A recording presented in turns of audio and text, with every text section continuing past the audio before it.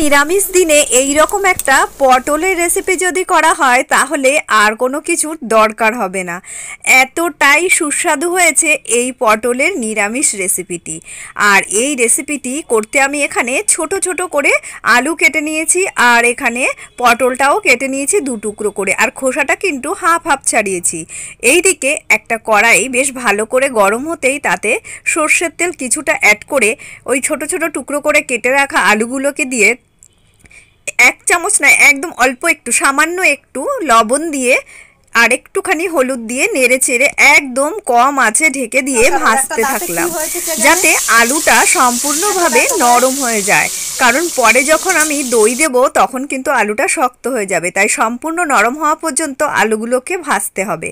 তো আলুগুলো ভাজা হয়ে যাওয়ার পর তুলে নিলাম অন্য একটি পাত্রের মধ্যে, আর কড়াইতে যে তেলটা রয়েছে তার মধ্যে ওই পটলগুলোকে দিয়ে দিলাম। পটলগুলোকে দিয়েও প্রথম দিকটায় হাই আঁচে ভাজতে হবে, যেহেতু পটলের মধ্যে বেশ পরিমাণে জল থাকে। এখানে এক চামচ লবণ অ্যাড করে দিলাম, আর হলুদও এক চামচ অ্যাড করে দিলাম। এইবার কন্টিনিউ নেড়ে নেড়ে এটাকে ভালো করে মিশিয়ে নিতে হবে। আর হলুদটা একটু বেশি দিলাম যাতে কালারটা ভালো হয়, তবে অতটা পরিমাণে বেশি দিইনি যাতে গন্ধ হবে।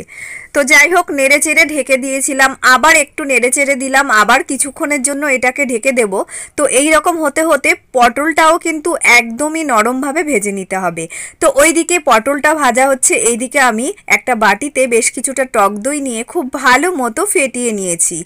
আর এর মধ্যে এক চামচ মতো আমি কাজু বাদামের পেস্টও অ্যাড করে দিলাম। আর এখানে দেখো, আমি কড়াইতে যে পটলটা রেখেছিলাম সেটা সম্পূর্ণভাবে ভাজা হয়ে গেছে আর একদমই নরম হয়ে গেছে। তুলে নিলাম। যে তেলটা ছিল কড়াইতে, সেই তেলের মধ্যে আমি প্রথমে গোটা জিরে ফোড়ন দিয়ে একটুখানি আদা বাটা দিয়ে দিলাম, একটু নেড়ে চেড়ে ওর মধ্যে টমেটোর কাট দিয়ে দিলাম। টমেটো আমি আগে থেকে পেস্ট করে রেখেছিলাম, সেটা প্রথম দিকে হাই আঁচে রেখে কন্টিনিউ এইভাবে নাড়তে হবে। তো জলটা মানে বেশি জলটা যখন কমে আসবে তখন একদম আঁচ কমিয়ে এটাকে ঢেকে দিয়েছিলাম। তো ঢেকে দেওয়ার পর টমেটোটা মোটামুটি প্রায় 80% রেডি হয়ে এসেছে। এবার এর মধ্যে এক চামচ লবণ অ্যাড করে দিলাম, তারপর দিয়ে দিলাম এক চামচ জিরের গুঁড়ো, তারপর এক চামচ মতো ঝাল লঙ্কার গুঁড়ো এখানে অ্যাড করব ঝালের জন্য, আর কিন্তু হাফ চামচ মতো কাশ্মীরি লঙ্কার গুঁড়ো এখানে অ্যাড করেছি যাতে কালারটা ভালো আসে। তো এইবার কন্টিনিউ এটাকে নেড়ে নেড়ে একদম কষাতে হবে যতক্ষণ না মশলা থেকে তেল ছেড়ে আসছে। খুব সুন্দরভাবে মশলা থেকে দেখো তেল ছেড়ে এসছে। একটুখানি আমি চিনিও অ্যাড করলাম, এতে কালারটা আরও ভালোভাবে এসে গেল। এইবার যে টক দই আর কাজু বাদামের পেস্ট রেখেছিলাম সেটা এখানে অ্যাড করে দিলাম। গ্যাসটা একদমই অফ করে দিয়েছিলাম, আবার গ্যাসটাকে জ্বালিয়ে একদম কম আঁচে রেখে কন্টিনিউ এইভাবে নেড়ে নেড়ে এটাকে কষিয়ে নিতে হবে। তো এটাও যখন খুব ভালোভাবে কষানো হয়ে যাবে তখন আবার এর মধ্যে আমি ভেজে রাখা আলু আর পটলগুলোকে দিয়ে আরও কিছুক্ষণ এইভাবে কষাতে থাকবো। এটাকেও আমি প্রায় মিনিট 5 জন্য ঢেকে রেখেছিলাম যাতে মশলাগুলো খুব ভালোভাবে আলু আর পটলের ভেতরে যায়। আর এবার আলু পটলের জন্য সামান্য একটু চিনি অ্যাড করে ঢেকে দিলাম।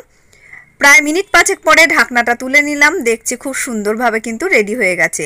আর যে বাটির মধ্যে আমি মশলা রেখেছিলাম সেটা ধুয়ে এবার এখানে জল দিয়ে দিলাম, আর কিছুক্ষণের জন্য আমি এটাকে আবার ঢেকে দিলাম।